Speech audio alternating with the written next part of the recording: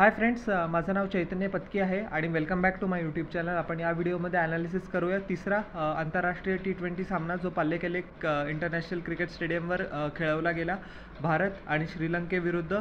आणि काय भारतांनी विजयश्री खेचून आणली. मस्त एक नंबर कॅप्टन्सी डिसिजन होता आपल्या सूर्यभाऊचा, कॅप्टनचा, की त्यांनी स्वतःला इंट्रोड्यूस केलं. 20व्या ओव्हरमध्ये श्रीलंकेला फक्त 6च धावा लागत होत्या, त्यांनी फक्त 5च करू दिल्या आणि 2 विकेट पण घेतल्या. त्याच्या अगोदर जी पेनल्टीमेट ओव्हर असते 19वी ओव्हर, त्याच्यामध्ये पण रिंकू सिंगनी फक्त 3 धावा दिल्या आणि 2 विकेट्स घेतल्या.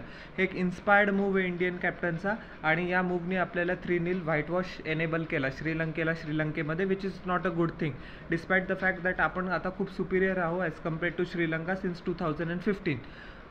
टॉस श्रीलंकेने जिंकला आणि त्यांनी आपल्याला आमंत्रण दिलं फलंदाजी करण्याचं आणि आपल्या बॅट्समनला बिलकुल चांगलं प्रदर्शन करता आलं नाही दुर्दैवाने.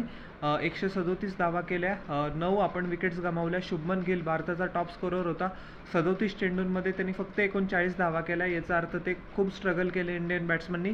रियाक परागनी 26 धावा केल्या 18 चेंडूंमध्ये आणि शेवटी वॉशिंग्टन सुंदरच्या फटकेबाजीमुळे 25 धावा केल्या त्यांनी 18 चेंडूंमध्ये. भारताचा स्कोर 120च्या पार ॲक्च्युली पोहोचू शकला.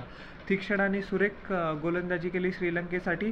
28 धावा दिल्या फक्त 4 ओव्हर्समध्ये. त्यांनी 3 विकेट्स घेतल्या आणि वनिंडू हसरंगाने 4 ओव्हरमध्ये 29 धावा दिल्या आणि 2 विकेट्स घेतल्या. त्यांनी पण पहिल्या 2 T20मध्ये त्याच्या कॅलिबरचा साधेसा परफॉर्मन्स केला नाही, बट या T20मध्ये त्यांनी चांगलं प्रदर्शन केलं. श्रीलंकेला फक्त 138 धावांची गरज होती आणि त्यांना ते पण करता आलं नाही. Which shows the pathetic state श्रीलंकेची बॅटिंग कशी आहे. आणि हाच प्रॉब्लेम त्यांना 2015पासून ॲक्च्युली भेडसावतो आहे की कोणता पण बॅट्समन चांगल्या पद्धतीने त्यांच्यासाठी बॅटिंग करू शकत नाही. पहिले येतो, थोडासा स्पार्क दाखवतो, थोडंसं पोटेन्शियल दाखवतो, पण जे पोटेन्शियलला परफॉर्मन्समध्ये कोणत्या पण बॅट्समनला आत्तापर्यंत चांगल्या पद्धतीने कन्वर्ट करता आलं नाही आहे दुर्दैवाने. आणि कंटिन्युअसली आपण श्रीलंका क्रिकेटसोबत हीच गोष्ट बघतोय, विच इज व्हेरी अनफॉर्च्युनेट. कारण श्रीलंका अशी टीम आहे जिने अरविंदा डिसिल्वा म्हणा, हसान तिलक नत्रे म्हणा, तिलक नत्रे दिलशान म्हणा, संगकारा म्हणा, जयवर्धने म्हणा, जयसूर्या म्हणा, मारवान अठापट्टू म्हणा, असे वर्ल्ड क्लास बॅट्समन प्रोड्यूस केले. आणि 2015 नंतर ज्या वेळेला संगकारा आणि जयवर्धनेंनी रिटायरमेंट घेतली, त्याच्यानंतर आता ऑलमोस्ट 9 वर्ष पूर्ण झाले, 10 वर्ष होत आले. समजा जर तुम्हाला केपेबल बॅट्समन मिळत नसतील तर I think something is very wrong in the cricket board. So anyways, Kusal Perera was the highest scorer. तो ॲक्च्युली चांगल्या टचमध्ये दिसत होता आऊट होण्याच्या अगोदर. त्यांनी 46 धावा केल्या फक्त 34 चेंडूंमध्ये. स्ट्राईक रोटेट केली, लूज बॉल्सला पुट अवे पण गेलं, चांगलं इनिशिएटिव्ह केलं. मला असं वाटतं की तो थोडा वेळ अजून टिकला असता तर श्रीलंका नक्की हा सामना जिंकू शकत होती. कुसाल मेंडिसने ॲक्च्युली जी इनिंग्स खेळली ती श्रीलंकेच्या कॉस्टसाठी डेट्रिमेंटल होती, मला तर असं म्हणावं लागेल. 41 चेंडूंमध्ये त्यांनी 43 धावा दिल्या, ॲज इफ तो इंडियाचाच 12th मॅन म्हणून खेळत होता का काय. वॉशिंग्टन सुंदरनी 2 विकेट्स सुपर ओव्हरमध्ये पण घेतल्या. सगळ्यात मोठा इन्स्पायर्ड डिसिजन मी म्हणेल तर रिंकू सिंगला 19वी ओव्हर द्यायचा आहे. रिंकू सिंगने पण जस्टिफाय केलं ते फेथ. आता श्रीलंकन बॅट्समननी खूप एपिक चोक केला, ती गोष्ट वेगळी आहे.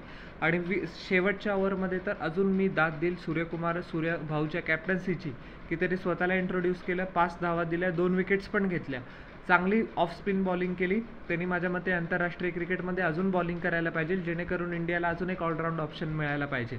की समजा जर एका ऑलराऊंडरचा किंवा एखाद्या बॉलरचा दिवस चांगला नाही आहे तर त्याचा काय म्हणतात त्याला, की ओव्हर्सचा कोटा कंप्लीट करायला सूर्यभाऊ आपला बॉलिंग टाकू शकतो, कर्णधार.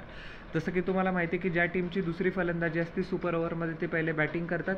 श्रीलंकेसाठी एकदम भयानक सुपर ओव्हर ही ठरली. फक्त 2 विकेट्स पडून गेल्या, 2च रन करता आले.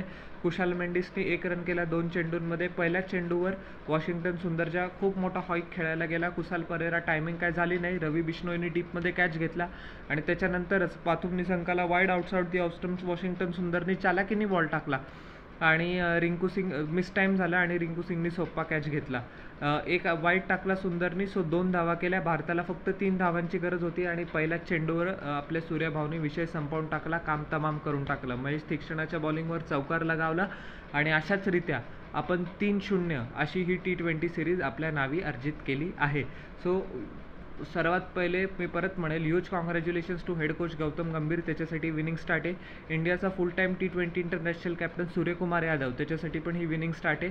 आणि होपफुली आपण ODIsमध्ये पण असंच मोमेंटम कंटिन्यू करू अशी माझी अपेक्षा आहे. सो तुम्हाला माझे थर्ड T20चे आणि वॉशिंग्टन सुंदरला actually man of the match म्हणून घोषित करण्यात आलं, which was a perfect choice. 2 wickets त्यांनी पॉवर प्लेमध्ये घेतल्या. 2 ओव्हर्स मग 2 विकेट्स घेतल्या त्यांनी 23 रन देऊन श्रीलंकेला मिडल ओव्हर्समध्ये पण स्टायफल केलं. आणि जसं मी व्हिडिओच्या अगोदर सांगितलं 25 धावांची सुरेख केळी पण केली, जेणेकरून भारत 120च्या वर पोचू शकला. So rightfully he was adjust the player of the match.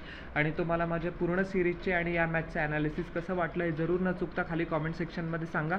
आणि माझ्या यूट्यूब चॅनलला लाईक, शेअर आणि सबस्क्राईब करा आणि बेल आयकॉन प्रेस करा पुढच्या नोटिफिकेशनसाठी. आपण भेटूया नेक्स्ट व्हिडिओमध्ये. Till then everyone, bye.